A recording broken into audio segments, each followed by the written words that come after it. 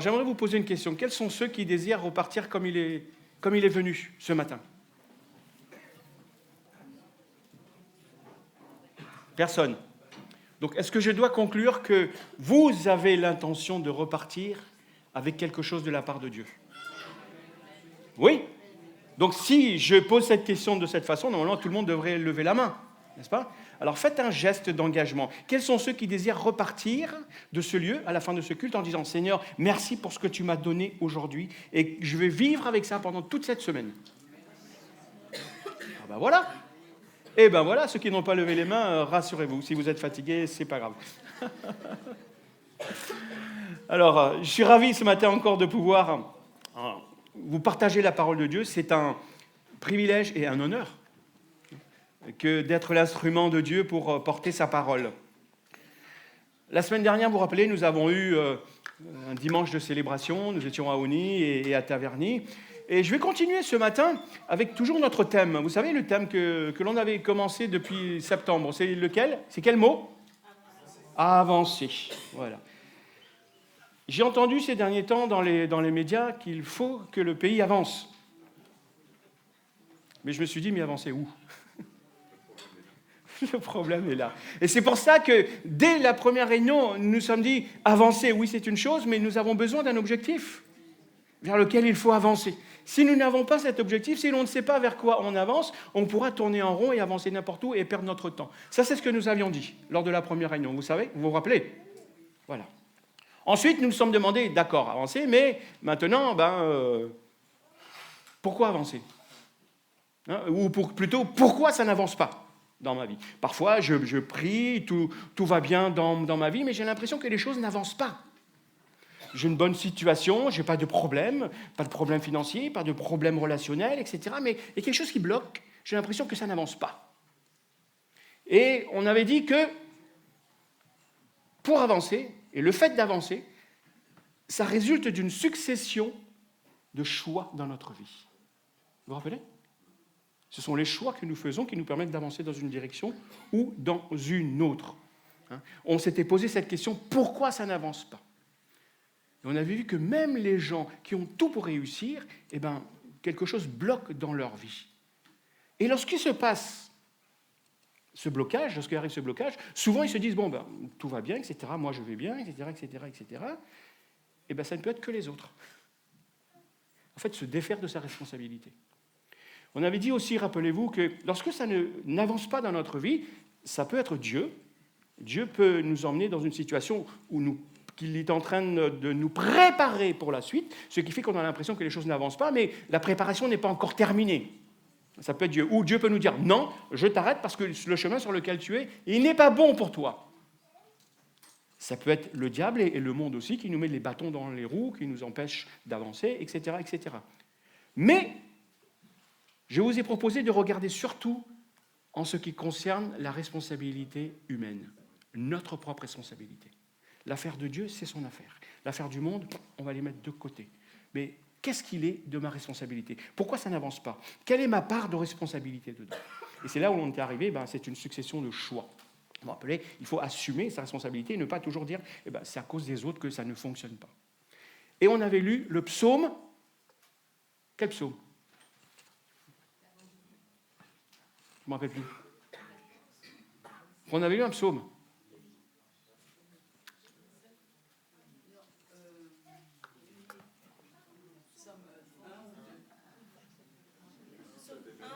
Psaume 1 ou 2?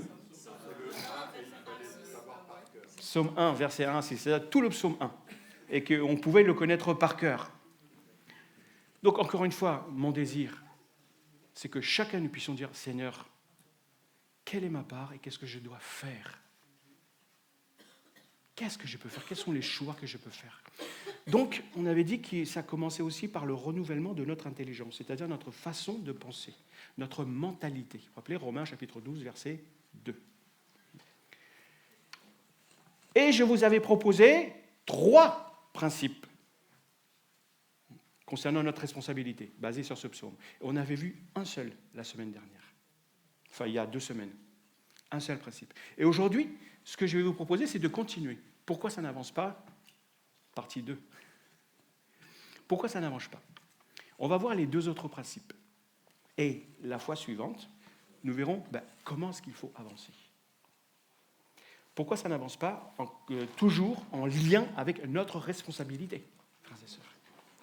Donc, la dernière fois, ce que l'on avait dit, c'est pourquoi ça n'avance pas, c'est qu'il fallait faire des bons choix.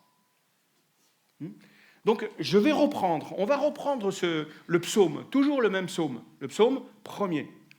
C'est un psaume qu'il est facile d'apprendre par cœur. Mais là, je vous ai mis que simplement les 3 premiers versets. Je vous rappelle que ce n'est pas parce que c'est le psaume 1 que c'est le premier psaume que David a écrit. Les psaumes ne sont pas donnés, les psaumes 1 à 150, ne sont pas donnés dans l'ordre chronologique. Mais quelque chose d'impressionnant dans ce psaume, les 150 psaumes, sont découpés en 5 livres.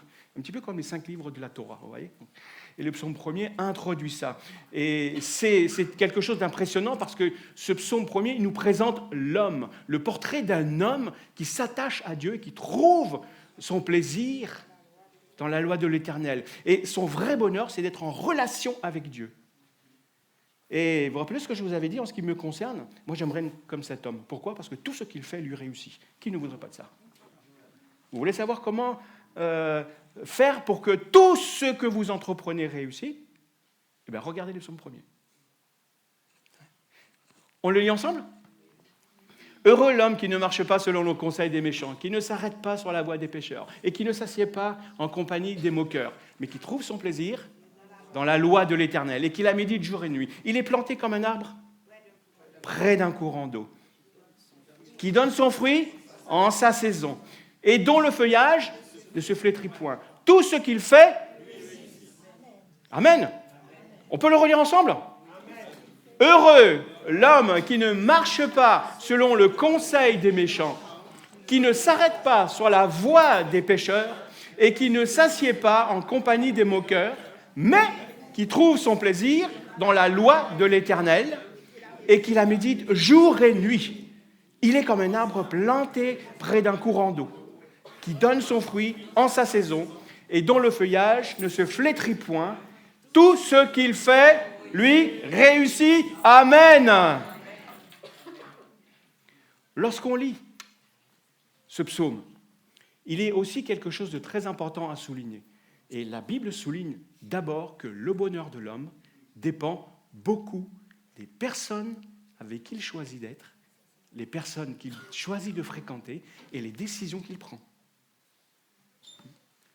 Ce n'est pas un détail secondaire. Pas du tout.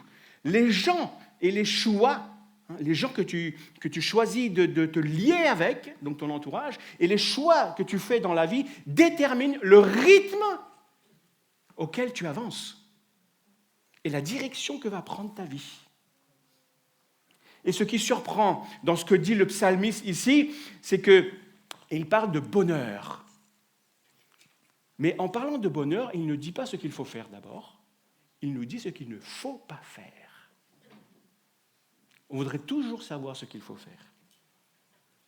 Mais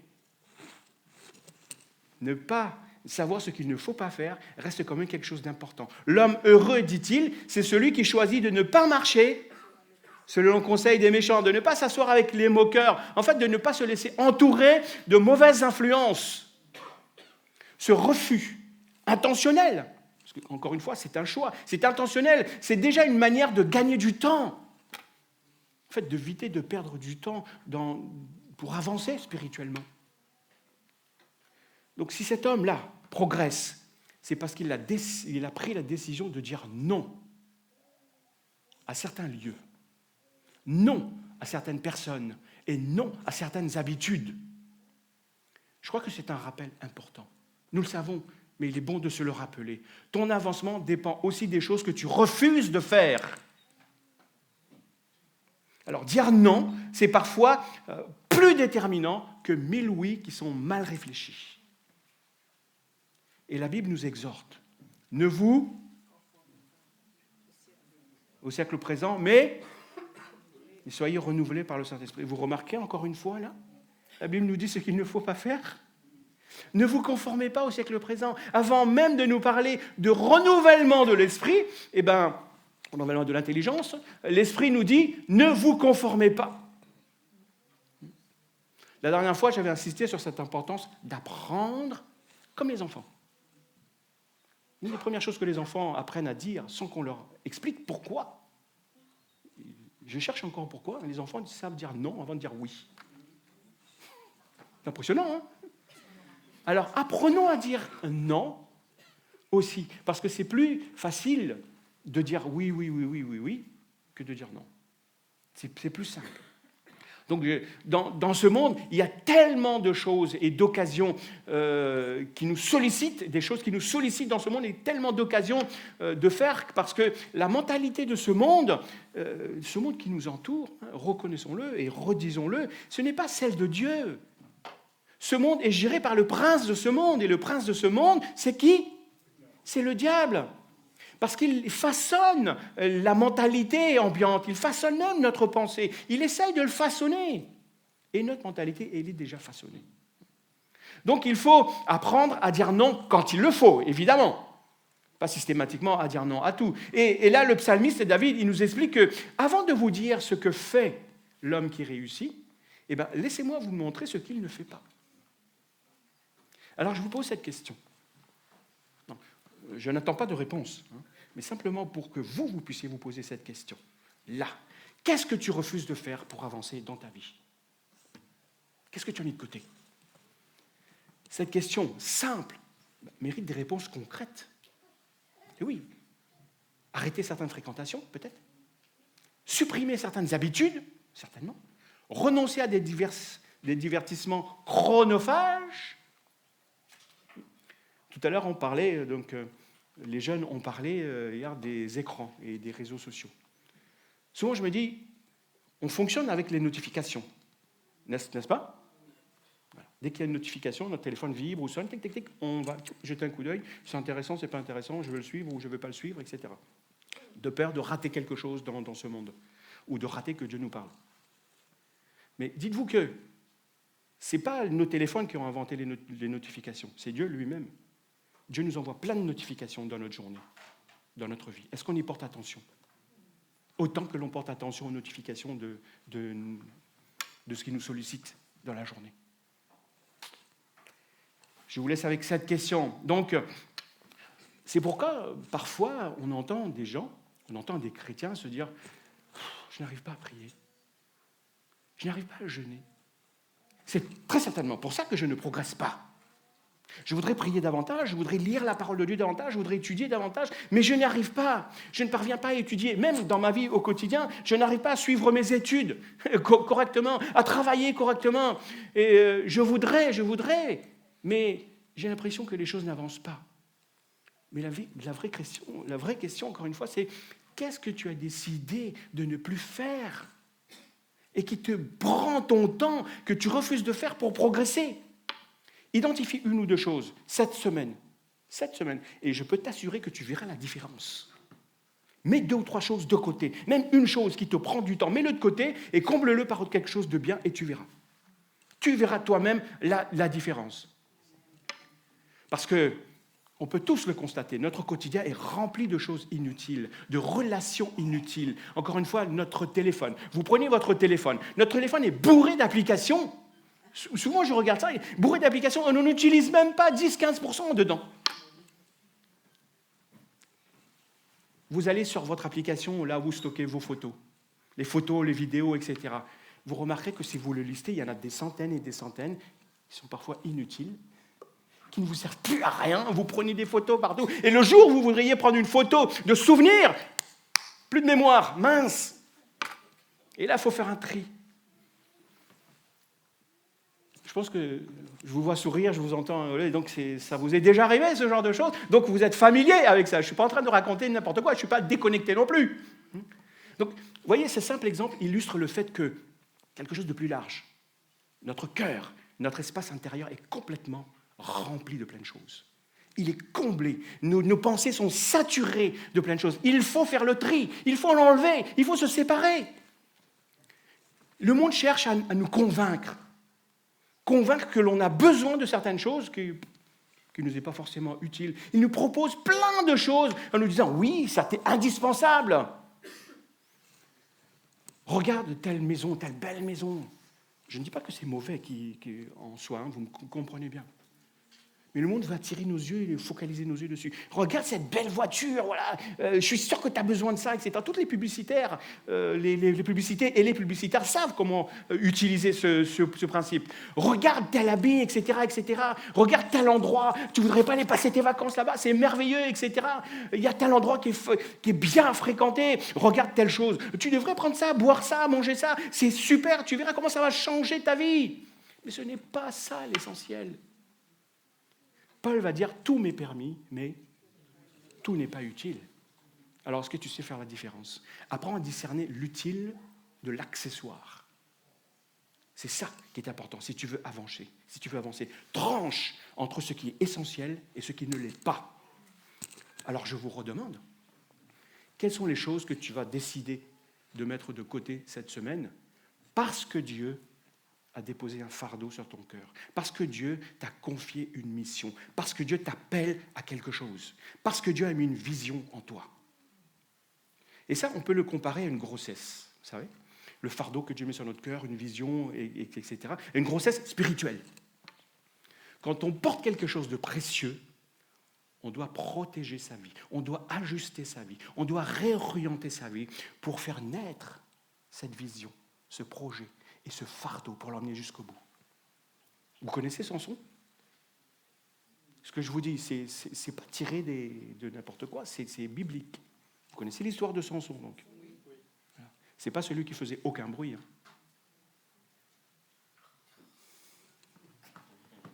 C'est Samson. Samson, l'homme le plus fort. Et vous savez comment a été annoncée sa naissance? C'est rare. C'est rare dans la Bible qu'un ange se déplace pour venir annoncer à une femme, voilà, tu vas avoir un enfant. Il y en a eu 2 dans l'Ancien Testament et 2 dans le Nouveau Testament. C'est pas rien. Un ange est venu voir sa maman, lui dit, voilà, tu vas avoir un fils, et c'est lui qui va commencer à délivrer Israël de ses ennemis. Cet enfant, il sera consacré à Dieu, avant même que l'enfant ne soit conçu. Et en raison de cette consécration, parce que cet enfant était consacré, l'enfant ne devra plus boire d'alcool, il ne devra pas se couper les cheveux, il ne devra pas être en contact avec tout ce qui est mort, un mort, etc., etc., etc. Mais si vous lisez bien l'histoire, vous remarquerez que ce n'est pas quand l'enfant va naître qu'il va être soumis à ça. Bien avant ça. Et c'est qui va être soumis à ça? C'est sa mère, celle qui porte l'enfant, celle qui porte le projet, celle qui porte cette grossesse. Quand Dieu t'a confié quelque chose, fais attention, tu en as la responsabilité. La responsabilité précède parfois même la manifestation de ce que Dieu t'a confié. Autrement dit, à cause de ce que tu portes, à cause de la mission que Dieu t'a confiée, à cause de la responsabilité que tu assumes, et l'onction qui repose sur toi, sur ta vie, à cause de cette faveur que Dieu t'a fait, que Dieu t'a accordée, respecte la grâce de Dieu dans ta vie. Respecte cette grâce que tu as reçue. Respecte cette mission que Dieu t'a confiée. Et la première façon de l'honorer, cette mission, c'est de te demander, qu'est-ce que je ne dois plus faire? Qu'est-ce que je ne dois plus faire? Est-ce que vous me suivez? Je vous encourage aussi à suivre Jésus. Parce que tu as reçu un appel, une mission, un don, un ministère, une responsabilité, tu dois te poser cette question, qu'est-ce que je dois arrêter de faire? Seigneur, aide-moi. Quand tu portes une vision, une mission, un objectif dans ta vie que Dieu t'a confié et que tu vas avancer vers cette mission, il faut apprendre à se débarrasser de tout ce qui est inutile, de tout ce qui alourdit ta marche pour aller vers là. Ce n'est pas forcément quelque chose de mauvais dont il faut se débarrasser. Mais si cela ralentit ta marche, si ce n'est ni obligatoire ni utile, alors mets-le de côté. Avec le temps, tu verras que tes priorités vont s'affiner en faisant cela. Ce que tu acceptes aujourd'hui, les choix que tu fais aujourd'hui, vont déterminer la vitesse et la clarté de ton avancement de demain. Et c'est ce que David enseigne dans ce psaume. L'homme heureux choisit bien ses fréquentations. Sa réussite, c'est la conséquence d'une façon de vivre qui est basée sur des refus et des engagements clairs. Maintenant, passons à ce deuxième principe dont je vous ai parlé. Le premier, c'est de faire attention, c'est de faire des bons choix. Maintenant, on va voir les deux autres principes. Le deuxième principe qui explique pourquoi ça n'avance pas dans notre vie, c'est que tout simplement, tu dois découvrir qui tu es. Donc après avoir vous avoir expliqué que la réussite, c'est une succession de choix, ce deuxième principe, c'est de savoir réellement qui on est véritablement. Heureux l'homme qui ne suit pas les conseils des rebelles, mais qui trouve sa joie dans la parole de l'Éternel et qui la médite jour et nuit. Eh bien, c'est la connaissance de ce que tu vas tirer de la parole de l'Éternel qui va tout changer dans ta vie. Pour décrire un tel homme, le psalmiste utilise une image. Il est comme un arbre planté, pas n'importe quel arbre, un arbre planté près d'un courant d'eau. Parce que si l'arbre n'est pas planté près d'un courant d'eau, il va vite dessécher. Donc l'image exprime quoi? L'enracinement, la constance, la vitalité. Il porte son fruit en sa saison. Et même lorsque ce n'est pas sa saison, les feuillages ne se flétrissent point. Même si tu ne portes pas de fruits encore, ton feuillage ne doit pas se flétrir. Frères et sœurs, passez moins de temps à essayer de démasquer le diable partout. Dans tous les recoins, dans toutes les choses qui ne vont pas, on va essayer de dire ça c'est le diable, etc. N'essayez pas de pointer le doigt sur toutes les dérives de ce monde. Il y en a tellement, vous allez perdre votre temps. Mais passez davantage de temps à découvrir qui vous êtes en Christ. Votre identité en Christ, c'est ça qui est important.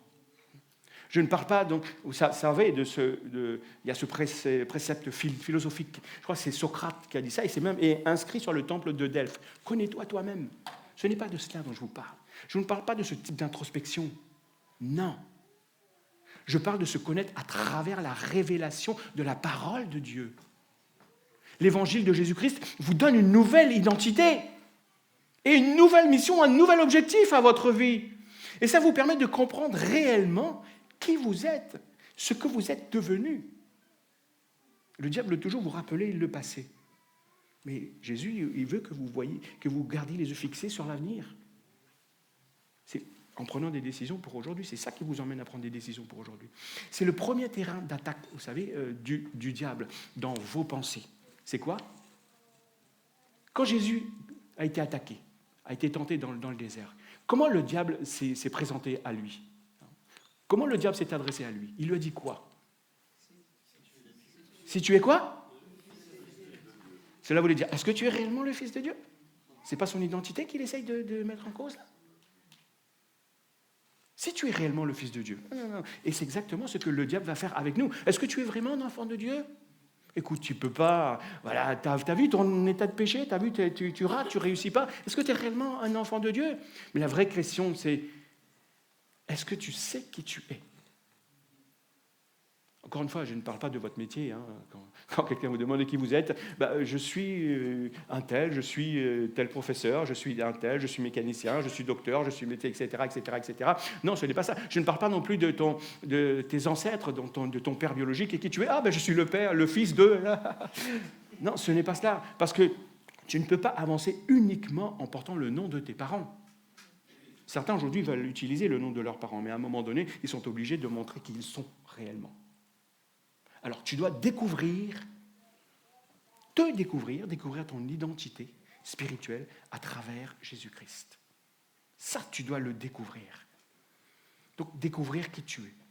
Vous savez, notre génération a perdu tous ses repères. Il n'y a plus de repères dans notre génération. Il y a plusieurs raisons à cela. On dit que l'on n'a plus de repères parce qu'on a perdu nos pères. Sans père, plus de repères. Et oui. Plus de repères. Pourquoi? Parce que, permettez-moi de le dire, parfois les adultes se comportent comme les adolescents. Donc les adolescents n'ont plus de repères. On veut s'habiller comme les jeunes, on veut parler comme les jeunes, on veut écouter ce qu'ils écoutent. Je ne dis pas que c'est mauvais en soi, mais c'est quoi le repère qu'ils vont avoir pour avancer? On se pose cette question. Ça ne veut pas dire qu'il ne faut pas rester jeune, attention, qu'il ne faut pas s'habiller, qu'il faut s'habiller. J'ai déjà entendu, on m'a déjà dit, ouais, mais toi, tu es démodé. Ça, je réponds, mais comment je peux être démodé? Je n'ai jamais été à la mode. Pour être démodé, il faut être à la mode. Vous comprenez ce que je veux dire? Mais dis-toi que Dieu t'a choisi. Dieu t'a choisi pour être un repère dans ce monde, dans ta famille, dans ta ville, dans ton pays. Tu es une réponse de Dieu. Pourquoi? Parce que Dieu a prévu une mission pour toi en te créant. Il t'a créé pour un objectif. Dieu ne t'a pas créé simplement en te disant « Voilà, je vais créer un tel et un tel, puis après on verra bien ce qu'on va faire avec. » Ben non. Dieu t'a créé parce qu'il a un objectif précis pour ta vie. Et c'est ça que tu dois chercher aussi. Et c'est là où c'est important, parce que Dieu t'a prévu et que tu es unique dans ce monde. Ne cherche pas à être la copie de quelqu'un d'autre. Tu es un original. Et ce qui doit avancer, ce n'est pas la copie. La copie n'avance pas. C'est l'original qui doit avancer. Parce que l'original dure plus longtemps qu'une copie. Alors, est-ce que tu connais ton identité en Christ? Mais il y a encore plein de choses à découvrir. Souvent, ça n'avance pas parce qu'on essaie d'être quelqu'un d'autre. On s'habille comme les autres. On fait des choix en fonction des autres pour être comme tout le monde. Ce n'est pas à ça que Dieu nous appelle. On veut être à la mode. C'est ça, être à la mode. Parce qu'il y a un courant de pensée, une façon de vivre, eh bien, on ne veut surtout pas qu'on nous pointe le doigt en nous disant « Ah, t'es pas comme tout le monde ». Non, fais ce que Dieu te demande, même si ce n'est pas comme tout le monde. Si tu veux mettre l'armure de Saül pour affronter Goliath, tu n'y arriveras pas. Ça ne marchera pas. Beaucoup stagnent et n'avancent pas. Pourquoi? Parce qu'ils portent des vêtements de quelqu'un d'autre. Ils essayent d'adopter, de copier quelqu'un d'autre. Connais qui tu es en Christ. Et ça veut dire quoi? Connaître qui l'on est, eh bien, ça comprend 3 choses. Pourquoi tu as été créé, pourquoi tu es fait, et pas le pourquoi, l'origine, la cause, mais l'objectif, le but. Pourquoi en 2 mots? Pourquoi tu es fait? Et de quoi tu es fait? Et ensuite, pour quel temps tu es fait?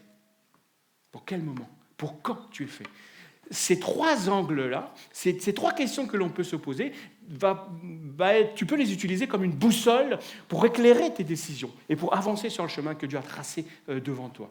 Savoir pourquoi on est fait, c'est de découvrir la raison de ton existence. La mission que Dieu t'a confiée et qui doit motiver toute ta vie. Parce que tu peux faire beaucoup de choses, tu peux être investi dans beaucoup de choses, et pas forcément de mauvaises choses, mais pas faire forcément la chose pour laquelle Dieu t'a créé et la chose que Dieu t'a demandé de faire. Tu peux réussir dans plusieurs domaines, mais si tu manques cette mission principale, tu passes à côté de l'objectif, de ce pourquoi Dieu t'a créé. Est-ce que vous êtes d'accord pour dire que Jésus était un bon charpentier? Je pense qu'il a dû être un bon charpentier. Mais est-ce que c'est pour ça qu'il est venu? C'était ça sa mission? Non, sa mission ne s'arrêtait pas là. C'était une étape pour la suite. Il était venu pour sauver le monde, pour donner sa vie. Et ensuite, savoir de quoi tu es fait. C'est reconnaître les capacités que Dieu t'a données, les capacités que Dieu a mis en toi. Dieu t'a donné des dons. Nous ne serons pas tous pasteurs, nous ne serons pas tous des médecins, des politiciens, que sais-je, mais chacun a reçu un appel spécifique. Avancer, c'est justement, ce n'est pas changer de domaine, un jour je fais ça, un jour je fais ça, parce que tu peux vaciller de droite et de gauche de cette façon, et ne pas avancer vers l'objectif pour lequel Dieu t'a créé. Non, avancer, c'est découvrir et ensuite franchir les étapes qui t'emmènent vers la destination pour laquelle Dieu t'a créé. Et savoir quand. Quand? C'est discerner ton temps. Vous avez vu? L'arbre qui est planté, il porte des fruits en sa saison. Ça, c'est crucial. Ne pas te décourager si tu ne vois pas de fruits tout de suite, mais être certain que tu es dans la bonne direction et que tu avances. Tout le monde n'avance pas au même rythme, ni au même moment, ni même à la même vitesse. Et l'une des pires erreurs, c'est quoi? C'est de rater son temps. Et de dire à certains autres, « Ah, tu n'avances pas assez vite. » Qu'est-ce que tu en sais de ce que le Seigneur a confié à cette personne? Si toi tu avances trop vite, tu vas te prendre un mur, tu seras obligé de ralentir et l'autre il va te dépasser, même si tu vois qu'il est lent. Le moment, c'est comme une sortie d'autoroute. Hier, on était parti dans une direction et ma femme disait, la dame qui nous a donné rendez-vous nous a dit de ne pas louper la sortie. Pourquoi ? Parce que si on continue, si on loupe cette sortie, on va faire beaucoup de kilomètres encore avant de trouver une autre sortie pour pouvoir faire demi-tour et revenir. Savoir reconnaître son temps, c'est ça. C'est comme une sortie d'autoroute. Si tu manques le temps, tu te retrouves bloqué dans des détours interminables. Nous ne sommes pas tous créés pour les mêmes saisons, frères et sœurs. Alors, est-ce que tu connais le temps pour lequel Dieu t'a créé et les saisons dans lesquelles tu te trouves ? Ton temps, ce n'est pas un coup de chance, on te dit « Ah ouais, aujourd'hui, j'ai réussi une belle chose et c'est ça mon temps. » Non, ce n'est pas ça. Ton temps, c'est quoi ? C'est le moment où Dieu te donne une instruction claire pour que tu puisses avancer. Ce n'est pas forcément quand tu prêches ou quand tu parles des bonnes choses ou quand tu témoignages, ce n'est pas forcément ça le temps. Parfois, c'est quand Dieu te dit simplement « arrête telle chose » ou « commence telle chose » ou « allez, avance ». Vous savez ce que le dicton populaire dit, avant le temps, ce n'est, et après le temps, ce n'est plus le temps. Mais d'accord, pasteur, ok, c'est très bien ce que tu dis, je suis d'accord avec toi, mais comment savoir réellement, encore une fois, là, qui je suis maintenant, avec tout ça ? Commence par passer du temps dans la prière et dans la parole de Dieu. Plus tu apprendras à connaître Jésus, plus tu apprendras à te connaître toi. Parce que ton identité est calquée sur celui de Jésus. Tu as son ADN. Et cet ADN, il va le faire se développer en toi à travers ton caractère. Donc, tu n'es pas, toi, ton propre créateur. Dieu seul sait pourquoi il t'a formé et ce qu'il t'a confié. Si tu veux vraiment avancer, donc réserve des moments, des temps, sans distraction, loin de toute notification de ce monde, loin du bruit. Vous savez, à un moment donné, Dieu va dire à Sophonie, dis à mon peuple, il n'arrive plus à m'écouter, tellement il y a de bruit, de distraction qui tourne autour d'eux. C'est ce que je vais faire. Parce que je vais parler à leur cœur. Je ne vais pas parler simplement à leur intelligence, mais je vais parler à leur cœur, c'est-à-dire au plus profond de leur être. Et bien, qu'est-ce que je vais faire pour qu'ils m'écoutent ? Je vais les emmener dans un désert. Plus de distraction, là, plus rien. Là. Ce qui compte, c'est l'essentiel, c'est la vie. Dans le désert, tu n'en as rien à faire d'avoir un super lit. Ça ne va pas te servir à grand-chose. Ce qui compte, c'est l'environnement de ce désert. Et la seule chose que tu voudrais, c'est de sortir de ce désert et conserver ta vie. Alors n'attends pas que Dieu t'entraîne dans un désert, mais si tu persistes à ne pas vouloir écouter, eh bien Dieu va t'emmener dans un désert. Et si tu es en désert, ne dis pas que c'est une punition. Non, Dieu est en train de te parler aussi à travers ce désert. Parce qu'il est ton créateur, il sait ce qui est bien pour toi. Il veut t'emmener loin du bruit. Donc pour apprendre à te connaître, c'est une première chose. Deuxième chose, c'est qu'il faut que tu fasses ton évaluation personnelle. Il faut que tu t'évalues aussi à un moment donné, pour savoir où est-ce que tu es, ce qu'il en est, etc., etc. Mais dans ce cas-là, n'hésite pas à demander l'avis de frères et de sœurs qui sont beaucoup plus matures que toi, pas des plus jeunes. Partage-leur ce que tu es en train de vivre. Partage-leur ce qui te semble avoir découvert dans la présence de Dieu. Et sois assez humble pour accepter leur retour. Je ne dis pas qu'ils auront toujours raison, mais ils vont t'éclairer. Et n'ignore pas totalement les critiques de tes ennemis. Souvent on dit « Ah, c'est mon ami de toute façon, etc. » Rassure-toi, ils ne disent pas que des mauvaises choses, les ennemis. C'est amplifié, oui, c'est sûr. C'est exagéré, mais ça contient quand même une part de vérité qui doit t'interpeller. Parce que ce n'est pas toujours faux, ce qu'ils disent. Tout n'est pas faux. C'est simplement, encore une fois, exagéré, amplifié. Écoute-le. Pourquoi ? Parce que tes amis ne te diront jamais les choses que tes ennemis te disent. Jamais. Ils ne te voient pas sous le même angle que tes amis.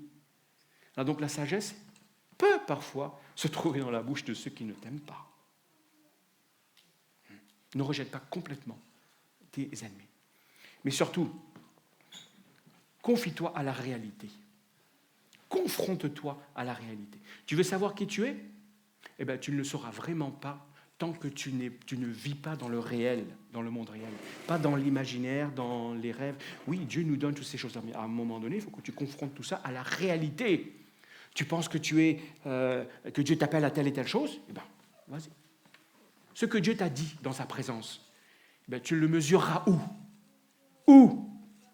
Mets en pratique ce que tu as dit dans ton quotidien et tu verras ce qui va se passer. Quand Dieu dit à Jérémie, « Ah, Jérémie, tu sais, je vais faire de toi le prophète des nations. » Jérémie, tu vas prêcher aux nations. « Waouh, super Seigneur, génial, génial, je vais aller te louer dans le temple, etc. » Eh bien, Jérémie, il a expérimenté dans son quotidien. Il a été défié par les réalités de son propre peuple, qui le rejetait, qui le mettait en prison, et même des nations. Il est devenu prophète des nations. Comment ? Eh bien, en prophétisant réellement à son peuple et aux nations. Si Dieu t'appelle à l'évangélisation, ne reste pas enfermé chez toi à prier pour les âmes seulement. Sors de chez toi, va dehors, va parler aux gens. C'est dans l'action que tu vas découvrir pleinement ton identité et ce pourquoi tu es fait. Dieu t'a créé et les dons que Dieu t'a donnés. Ça va ? Donc vous arrivez à découvrir un petit peu qui vous êtes là ou pas ? Sinon je recommence. Non, rassurez-vous. Ensuite, troisième principe, qui joue, je dirais, un rôle majeur dans notre avancement, eh bien, c'est ton entourage, encore une fois. Sélectionne ton entourage. Sélectionner son entourage. Le psaume 1, il le dit clairement, hein. Celui qui veut réussir choisit les personnes avec qui il marche. Il avance. L'entourage influence ton parcours. Tes relations peuvent soit te soutenir, soit te freiner. Il faut donc bien choisir avec sagesse. Pourquoi ça n'avance pas ? Eh bien, peut-être parce que tu es dans une mauvaise barque. Dans la mauvaise barque. Les mauvaises compagnies, encore une fois, corrompent les bonnes mœurs. Tu auras beau avoir de bonnes intentions, mais si tu es dans la mauvaise barque, pouf ! Tu cours, tu te donnes du mal, tu fais des efforts, mais tu restes dans ce bateau qui va nulle part. Ce bateau ne va pas dans la direction pour laquelle Dieu t'a créé et pour laquelle Dieu t'a appelé.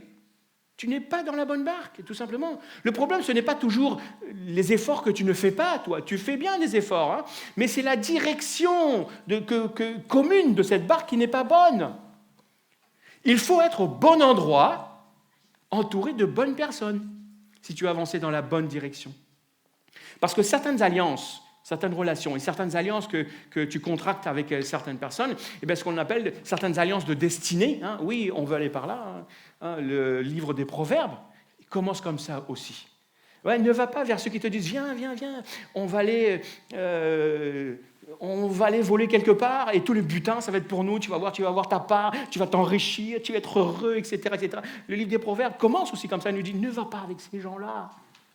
Ta destinée, c'est pas ça. » Et certaines destinées, certaines alliances de destinée produisent plus de conflits que de progrès. Les relations que tu as avec certaines personnes vont t'emmener plus de problèmes qui va te permettre d'avancer. Vous connaissez l'histoire d'Abraham et de Lot ? Ce n'était pas que Lot était un mauvais gars, ni même était un ennemi d'Abraham. Non, c'était son neveu. Il va même aller à son secours pour le délivrer de certains rois plus tard. C'est leurs serviteurs qui se querellaient sans cesse. Les résultats, c'était quoi ? Eh bien, Abraham devait se séparer de Lot pour leur destinée, pour pouvoir avancer. Parfois, tu dois couper certains liens. Non pas parce que l'autre est méchant ou mauvais, non, ce n'est pas ça, mais parce que vos chemins ne sont plus compatibles pour atteindre la destination que Dieu t'a confiée à toi.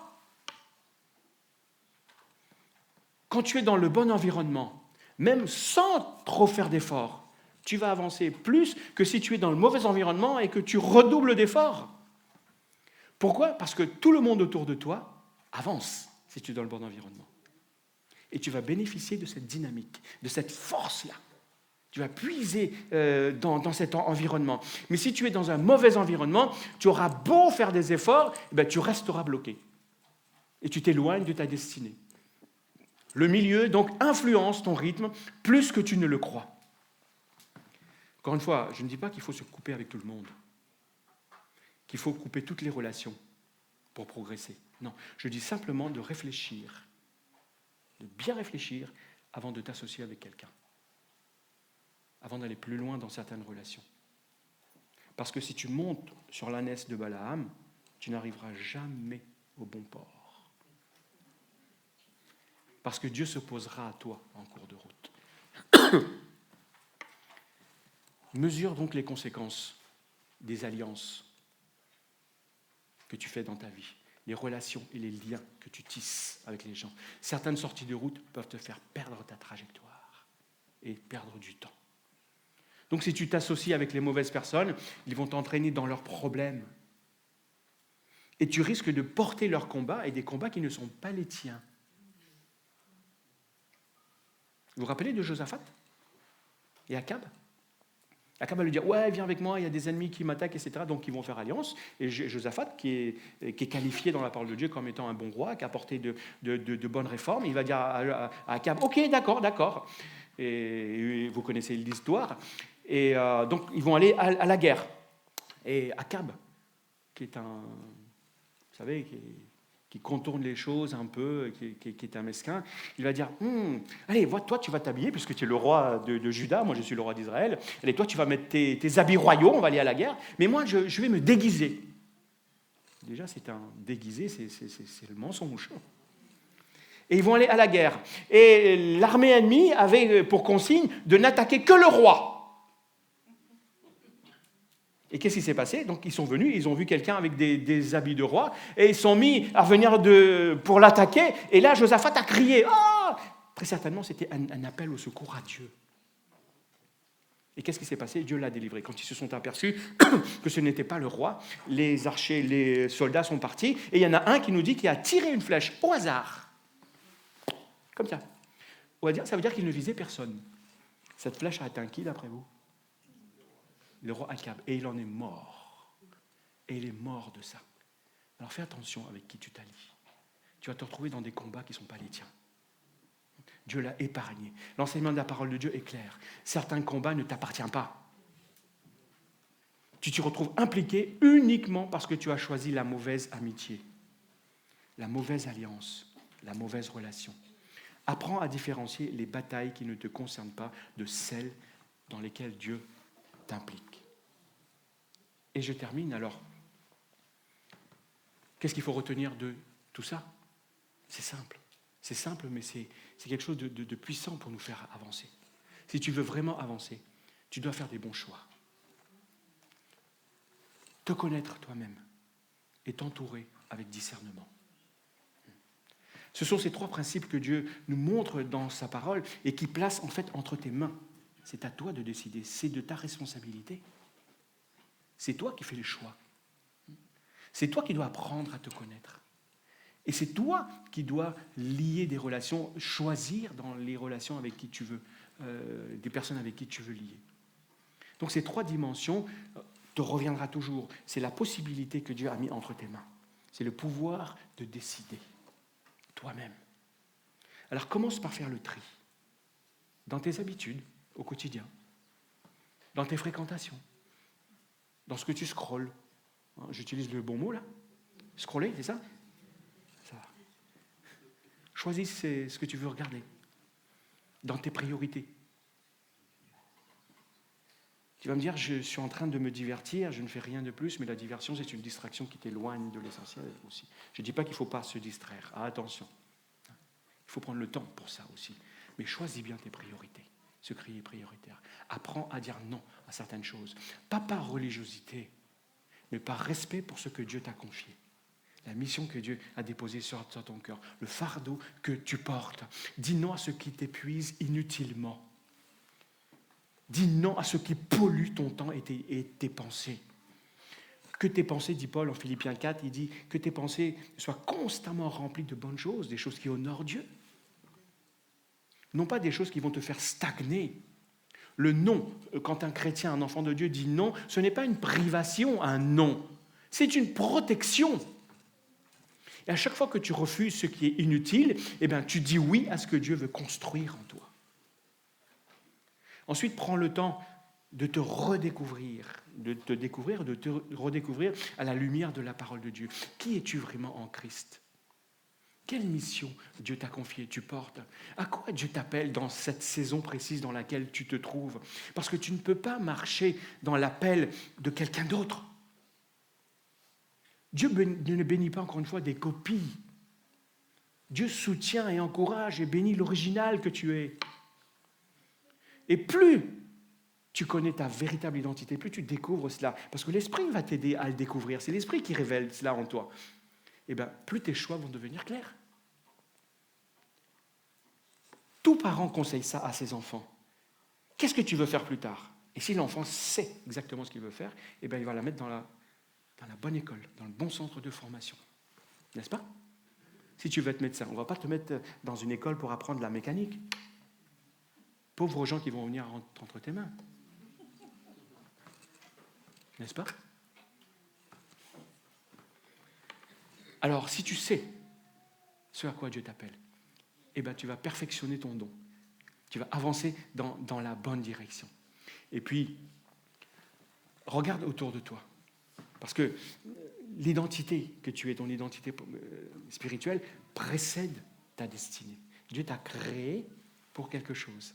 Et il va te donner tout ce qu'il faut pour atteindre cette chose. À toi de le décider. Et puis, regarde encore une fois autour de toi. Ton entourage parle souvent plus fort que tes propres intentions. Si tu veux aller loin, marche avec des personnes qui vont te tirer vers le haut, qui vont te faire progresser, qui vont te faire aimer davantage Dieu, aimer sa parole, et le servir encore avec plus de conviction. Et éloigne-toi des personnes qui te tirent vers le bas, les personnes qui te découragent, les personnes qui vont te ramener toujours à un point de départ. Certaines séparations ne sont pas des pertes, mais des libérations, frères et sœurs. Dieu ne te demande pas d'être en guerre avec tout le monde, ce n'est pas cela, non. Mais d'être sage dans tes relations, dans tes alliances. Parce que ce n'est pas l'intensité de tes efforts qui compte. Premièrement, il faut faire des efforts, mais la direction de ta marche et les compagnons de voyage avec lesquels tu t'es associé.